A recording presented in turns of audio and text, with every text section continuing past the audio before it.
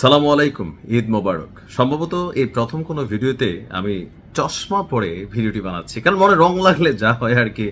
গেঞ্জির মধ্যে রং লাগছে, কারণ এটাও একটা গিফটের গেঞ্জি। ধন্যবাদ, পাঠাইতে পারেন। মানে গরিবের জন্য ঈদ উপলক্ষে হ্যালো প্রবাসীর ঠিকানায় পাঠাই দিবেন। যাই হোক, খুশির খবরটা ইতিমধ্যে সবাই জেনে গেছেন।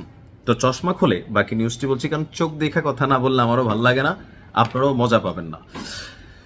ইসরায়েলের প্রধানমন্ত্রী নেতানিয়াহুর মৃত্যুর গুঞ্জন এই মুহূর্তে ভাইরাল হচ্ছে। ভিডিও যদি শেয়ার না করেন, ইফতারের আগ মুহূর্তে শেয়ার করতে সোয়াব হবে কিনা জানি না, তবে একটু খুশিটা বাড়াই দিলেন আর কি। যেমন ধরেন রোজদাররা বৈশা আছে, হুট করে আমার নিউজটা তার টাইমলাইনে গেল আর দেখলো নেতানিয়াহু আর নাই। তবে আসলে কি নাই, এখানে একটা প্রতিবেদন সামনে আসছে। 3টা ফোকাসেবল রিজন আছে যেই কারণে মনে করা হচ্ছে নেতানিয়াহু আর নাই।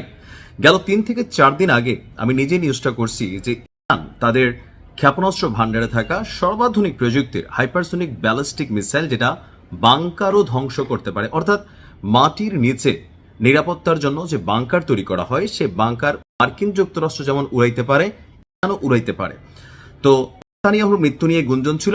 আজকে নেতানিয়াহু নিহত বা আহত হয়েছেন এমন গুঞ্জন ছড়িয়ে পড়লে এর সপক্ষে ইরানের গণমাধ্যম তাসনিম নিউজ তারা একটা প্রতিবেদন প্রকাশ করেছে। প্রতিবেদনটি বলছে, সাম্প্রতিক সর্বশেষ ইরানি হামলার পর নেতানিয়াহু আহত বা নিহত হতে পারে, তবে তাদের এই দাবির পক্ষে তারা বেশ কিছু যুক্তি তৈরি করেছে। কয়েকটি কারণে এই জল্পনা এখন ডালপালা মেলতে শুরু করেছে।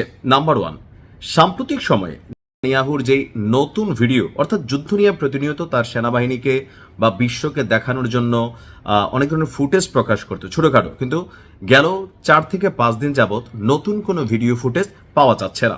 তো কেউ কেউ ভাবছেন যে সম্ভবত মারা গেছে। এখন মারা গেলে কেন প্রকাশ করা হবে না? কারণ এই মুহূর্তে ইসরায়েলি সেনাবাহিনীর মনোভাব অথবা তাদেরকে যারা সাপোর্ট করে পশ্চিমা শক্তি, তারা সকলেই পোতায় যাবে, আর পাশাপাশি সেনাবাহিনীর যে মানসিক ক্ষতি সেটা 100 গুণ বৃদ্ধি পাবে। এরপরে তার বাসভবনের আশেপাশে কঠোর নিরাপত্তা ব্যবস্থা জোরদার করা, অর্থাৎ এই মুহূর্তে নিহত যেখানে আছে তার বাসভবন হিসেবে চিহ্নিত, সেখানে অতীতের যে কোনো সময়ের তুলনায় কয়েক গুণ নিরাপত্তা জোরদার করা হয়েছে।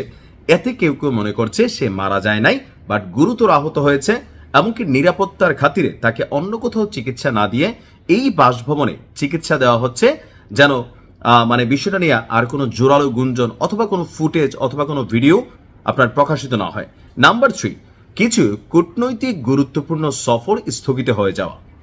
এই মুহূর্তে যখন যুদ্ধ চলছিল তখন পশ্চিমা দেশগুলো লাইক জার্মানি, ফ্রান্স, তারপর হচ্ছে আপনার যুক্তরাজ্য আর আমেরিকা তো আছেই, তাদের যে কূটনৈতিক নেতারা, প্রতিরক্ষা লেভেলের যারা বড় বড় কর্মকর্তারা ছিলেন, তারা সবাই ভিজিট করছিলেন, কিন্তু হুট করে বেশ কিছু কূটনৈতিক সফর স্থগিত হয়ে গেছে। তাসনিম নিউজ এজেন্সিকে আইআরজিসির ঘনিষ্ঠ গণমাধ্যম হিসাবে বিবেচনা করা হয়। যুক্তরাষ্ট্রের ট্রেজারি বিভাগ এই গণমাধ্যমকেও কালো তালিকাভুক্ত করেছে। অন্যদিকে জেরুজালেম পোস্ট, অর্থাৎ ইসরায়েলি গণমাধ্যম জেরুজালেম পোস্টে দাবি করা হয়েছে যে ইরানের দাবি করা তথ্যটা সত্য বা মিথ্যা না। সত্য না, তো ধরে নিলাম সত্য না, তাহলে সত্য কোনটা? যদি নেহু বেঁচে থাকে কেন তার কোনো ফুটেজ আসে না? অনেকটা শেখ হাসিনার মতন হয়ে গেছে। আওয়ামী লীগের তারা আবার খেপা যাবে না। বিষয়টা দেখেন, এই যে একটা রিউমার আছে মার্কেটে, আপা কি আসলে বাইচে আছেন? আপার কেন কোনো ফুটেজ নাই? আপা কেন কোনো ভিডিও কনফারেন্স করছেন না? আপা কেন কোথাও কোনো কথা বলছেন না? এ নিয়ে বিএনপি এবং জামাতের নেতাকর্মীরা বা ন্যারেটিভ তৈরিকারা যেমন মনে করছে মরে গেছে, এটা এখন আওয়ামী লীগের মানসিক শক্তি নষ্ট হয়ে যাবে দেখে প্রকাশ করা হচ্ছে না। তো নেহুর বেলায়ও ঠিক একই দাবি করা হচ্ছে যে মরে গেছে, আসলে এখন প্রকাশ করা হচ্ছে না। তবে ঘটনা যেটাই হোক, শুনতে তো ভালো লাগছে। হ্যাঁ, ভালো থাকেন, মনোযোগ দিয়ে ইফতারি করেন। আসসালামু আলাইকুম।